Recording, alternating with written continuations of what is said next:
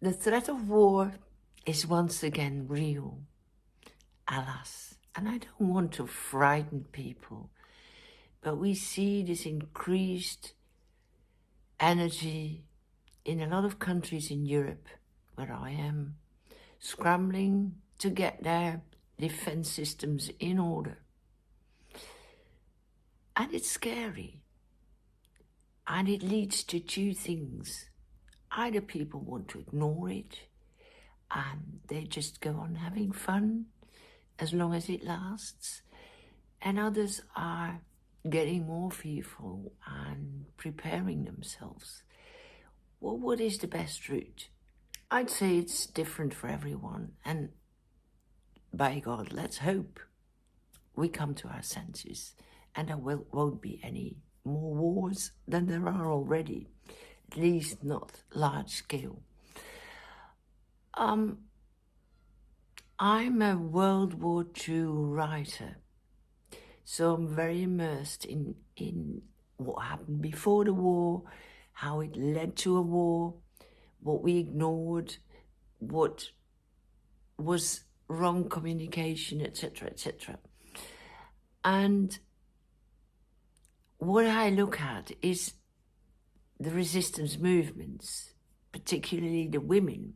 So those people who stood up to tyranny and repression and somehow went underground but were able to say, this is not my truth, this is not the country I want to live in. And I think that is more valid even today, that it isn't the wiser thing to put your head in the sand and ignore that anything is happening, because it is happening to every one of us. And I think it is a good way, a good test of character, so to say, okay, where am I? Am I just so feared I don't want to think about it? Am I just saying, as long as it lasts, I'll have fun? Or can we actively do something to prevent it from happening? Well, I do that in one way, and that is by writing my books about the Second World War, about what led to it, about how people lived through it, and how they, especially how they stood up to what they considered to be unacceptable.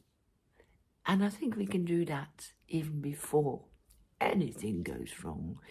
But yeah, my head is full because I see the signs on the wall. I try so hard with my books to say, be cautious, be prepared, take a stand. But yeah, it is what it is, and let's hope for world peace.